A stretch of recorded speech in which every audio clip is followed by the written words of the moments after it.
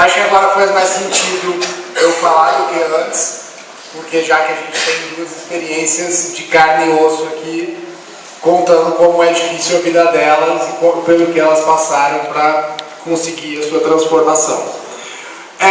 A primeira coisa que eu queria começar falando, eu não preparei um discurso acadêmico, porque eu acho que para além disso aqui ser, isso não se pretende um evento plenamente acadêmico, mas eu procurei juntar a partir da fala da Glamour e da Melissa elementos a partir dos quais a gente pode pensar por meio da sociologia e o que a gente pode pensar como contribuição da sociologia nessa situação. Tudo bem? Primeira coisa que eu queria chamar a atenção, que eu acho interessante, que eu acho que é um ponto a partir do qual a gente pode começar a pensar. O ou o a, que é a primeira coisa que acontece aqui nessa mesa hoje. É o glamour ou a glamour? Gente, meu nome é Daniela Gracinha Machado, prazer. Não, óbvio. Pra mim você é uma moça. Te olhando, você é uma moça, não tenho a menor dúvida disso. Mas a questão é o seguinte, o ou a, ele mostra pra gente como que o gênero opera na dimensão da linguagem. E como a partir da linguagem a gente organiza um protocolo em torno das pessoas. E um protocolo que viabiliza ou inviabiliza o reconhecimento social dessa pessoa. Dizer o glamour ou dizer a glamour não é só trocar um artigo. É reconhecer que ela é uma mulher, independente dela ter ou não um pênis. E isso exige que a gente reveja a nossa noção de mulher. Esse é o grande avanço que eu acho que a questão trans traz hoje em dia. Que a gente avance para além da questão da mulher. E eu acho que, pelo menos no ramo em que eu tenho trabalhado com teoria queer, a grande discussão que a gente tem tentado levantar é: o feminismo também não é um problema de mulheres. O feminismo é um problema de seres humanos, ele é um problema histórico e social. Ou melhor, ele está impregnado de questões históricas e sociais que atingem não só mulheres, atinge homens, atinge mulheres, e atinge toda uma gama de pessoas que não se enquadram dentro do que o Glamour está chamando aqui, do que é Glamour, está vendo? Me peguei, né? Do que a Glamour está chamando aqui de binarismo. O que é isso? O ou o a, na verdade, está impregnado da nossa ideia binária do gênero. Você é ou uma coisa ou outra coisa. O que eu acho que essas experiências têm mostrado para a gente é que o gênero é justamente um processo. E um processo que, no final das contas, só foi, pelo menos na história da teoria e tal, ele simplesmente foi transposto da biologia para a cultura. O que antes você teria um macho e uma fêmea, você tem no plano da cultura um homem e uma mulher. E se espera, em cima dessas pessoas, determinados comportamentos a partir de um protocolo social. Quando alguém não se encaixa dentro desse protocolo social, essa pessoa vai sofrer vários tipos de constrangimentos. As experiências delas aqui, eu acho que estão trazendo e dando corpo, substância para esse tipo de ideia que eu estou tentando colocar. Uma outra coisa é que eu acho que é produtivo a gente pensar como algumas situações de violência, de homofobia ou de misoginia, elas podem sim ser produtivas. Essa experiência aqui, ela é a prova concreta de que esse tipo de experiência pode sim ser produtiva. O que aconteceu com a Glamour no RU, e eu estudava aqui na época, fazia ciências sociais aqui na época, foi uma coisa que eu acompanhei pelas próximas duas paradas que rolaram. E acho que foi uma coisa que foi pouco a pouco ganhando para o corpo. Depois, com o movimento da Marcha das Vadias, que eu já não morava mais aqui, parece que engrossou mais o caldo, tanto que a gente tem aqui hoje um evento debatendo isso. Então, acho que a partir desses pontos é pensar o que pode ter de produtivo em cima disso. O que tem de negativo, para a gente já está evidente. Nesse sentido, eu acho que isso propõe para que a gente pense de uma outra maneira algumas experiências sociais mais amplas que têm acontecido no Brasil. Por exemplo, o caso do Feliciano, que por uma manobra política, a Comissão de Minorias e Direitos Humanos acabou indo parar na mão do PSDC e acabou virando todo esse ventilador aí que a gente está vendo na televisão. Mas, por outro lado, o Feliciano do Pará na Comissão de Direitos Humanos também tem sua dimensão produtiva. Porque o Feliciano do Pará na Comissão de Direitos Humanos conseguiu fazer uma mobilização em âmbito nacional. Ele conseguiu desalojar posições que estavam muito bem acomodadas dentro da sociedade brasileira. Eu acho que a Daniela Mercury, por exemplo, virar público e dizer que ela é lésbica, é um puta de um avanço numa sociedade como a brasileira. E também não acho que cabe ficar esperando agora e cobrando que fulano é, Beltrano é, todo mundo sabe que tem alguém que é, e que esse alguém saia. É de ver como a gente pode dar visibilidade para isso e como a gente pode trabalhar numa política de coalizão. Não é uma política para mulheres e uma política de mulheres, o feminismo. O feminismo é uma política de coalizão, de todo mundo que quer transformar uma mentalidade dentro de uma sociedade. É desse modo que eu estou entendendo as coisas.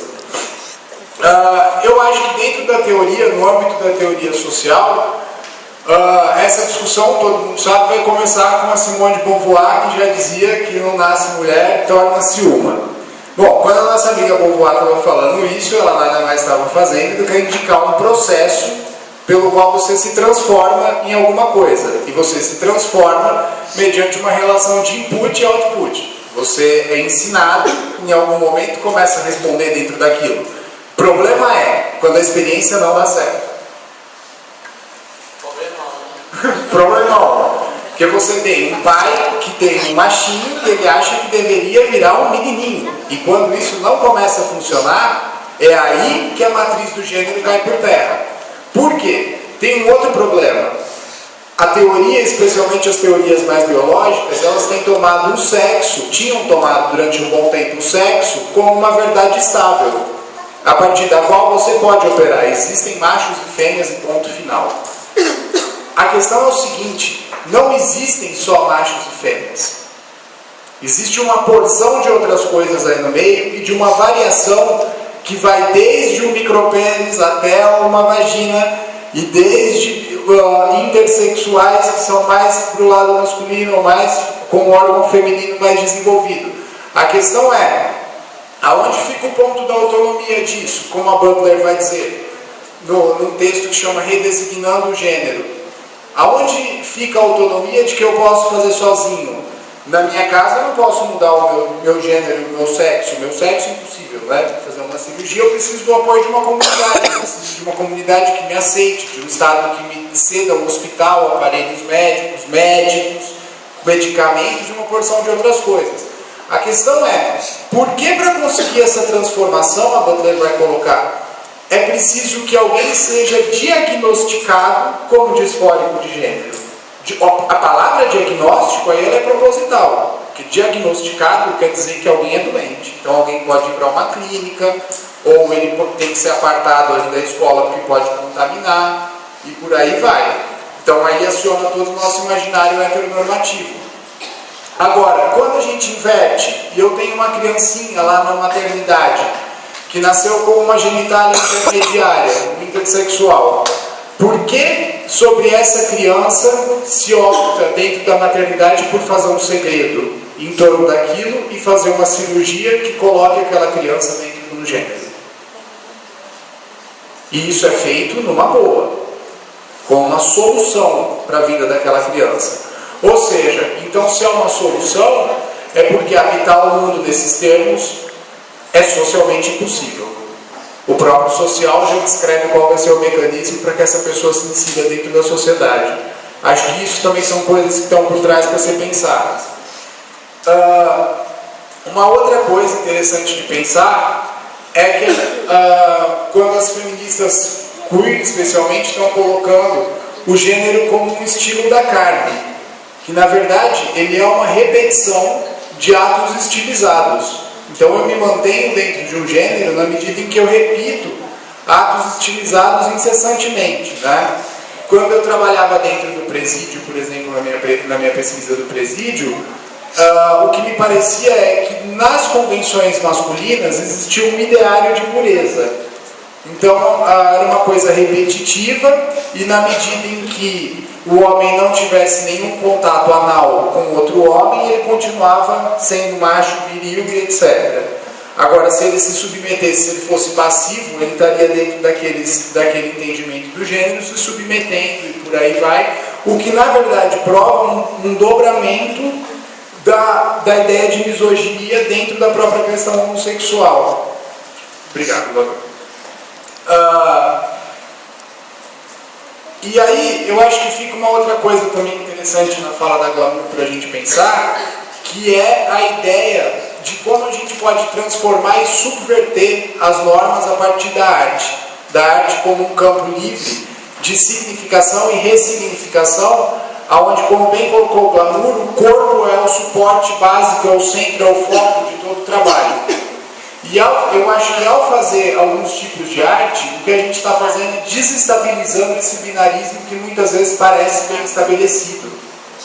A questão que eu acho que o movimento precisa se apropriar hoje em dia é justamente desse ponto, de que ambas as partes são construídas. O gênero, como sendo com foco no social e na cultura, ele é uma coisa desempenhada na medida em que ele é repetido dentro de um quadro referencial de uma cultura, ou seja, as mulheres girafas têm que colocar aqueles anéis no pescoço, porque aquele é o padrão de beleza e feminilidade.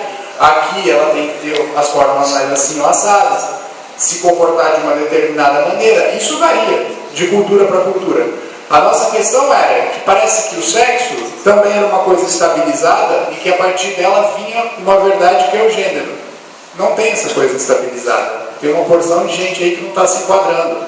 As meninas nigerianas da Olimpíada, eu acho que elas são nigerianas, que há um tempo atrás perderam o título da medalha porque elas competiram na prova pela equipe feminina, e quando descobriram que elas tinham um cromossomo Y, que elas tinham aquela síndrome da supermulher XXY, não, é outra, que elas têm um cromossomo triplo no cromossomo do sexo, naquele que é XX das mulheres e XY dos homens.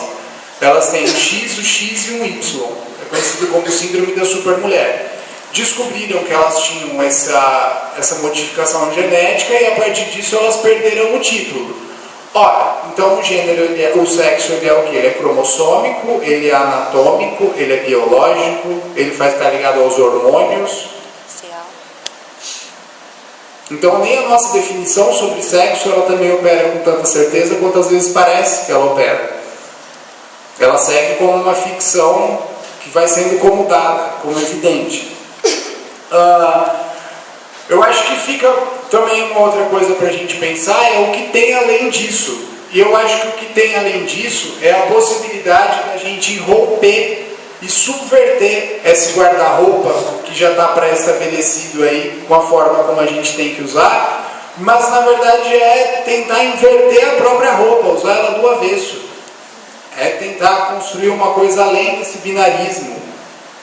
Eu, para mim, gostaria que o gênero se explodisse e eu ficasse desempregado e tivesse que estudar outra coisa, mas acho que ainda vou ter trabalho por uns bons anos aí. Mas é o que a gente pode fazer justamente além disso. Como a gente pode ressignificar o nosso corpo e transformar o nosso corpo com outros sentidos. E por que implica tanto para mim que o outro ou a outra tenha um corpo dentro do meu enquadramento do que eu espero?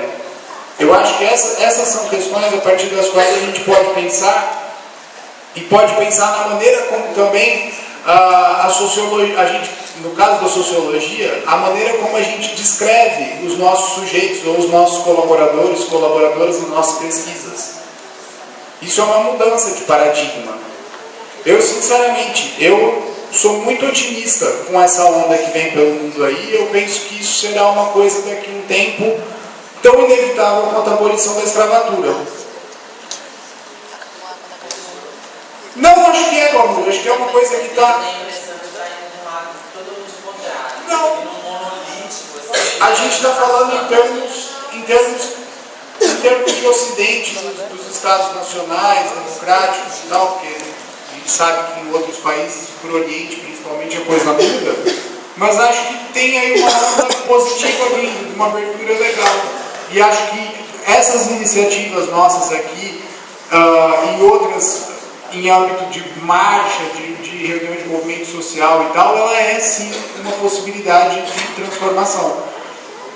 E eu concordo com a Melissa quando a Melissa disse sobre a higienização das transexuais. Eu acho que isso é um ponto nodal, é uma questão central acerca das transexuais, porque justamente essa higienização ela é colocar, mais uma vez volta a colocar o padrão ou o quadro de uma matriz que já está estabelecida. Então eu te aceito se você for até aqui. Se você passar do capítulo 2, já começar a incomodar, não aceita mais. E eu acho que essa aceitação tem que ser para todo mundo. Por que a gente tem que definir o que as pessoas são? Porque a própria discussão do casamento, eu às vezes paro e pergunto, por que raios eu tenho que dizer para o Estado para com quem que eu durmo? Por que eu tenho que prestar contas disso para o Estado? Será que toda família, todo matrimônio, no sentido técnico de um matrimônio, envolve duas pessoas que têm sexo? Aquela avó que a filha morreu, que cria o neto e tal, ali não existe uma família também? Acho que é isso, essas questões estão para a gente, para ir além disso. Eu sei dos termos práticos e das questões práticas que o casamento entre pessoas do mesmo sexo coloca, plano de saúde, herança e companhia limitada. Mas acho também que são formas diferentes de pensar. São formas novas que têm que ser ensaiadas e isso depende da gente. Para terminar, que eu sei que o meu tempo está acabando, eu queria lembrar que uma frase que eu sempre digo para os meus amigos e minhas amigas, que a Rubin, que é uma feminista norte-americana, dizia. Que ela dizia assim, a Rubin estava esperando, a Rubin era da década de 70, tá? Feminista, aquelas primeiras, e a Rubin estava esperando que de fato fosse acontecer uma revolução feminista nos termos da revolução socialista e tal. E a Rubin sempre dizia que uma profunda revolução feminista, ela libertaria não só as mulheres e os homossexuais, que ela deveria querer mais o movimento feminista. Ele deveria querer libertar toda a humanidade da camisa de força do gênero. Eu acho que nesse sentido, a proposta da Rubin ainda continua muito atual, com coisas muito importantes para a gente pensar.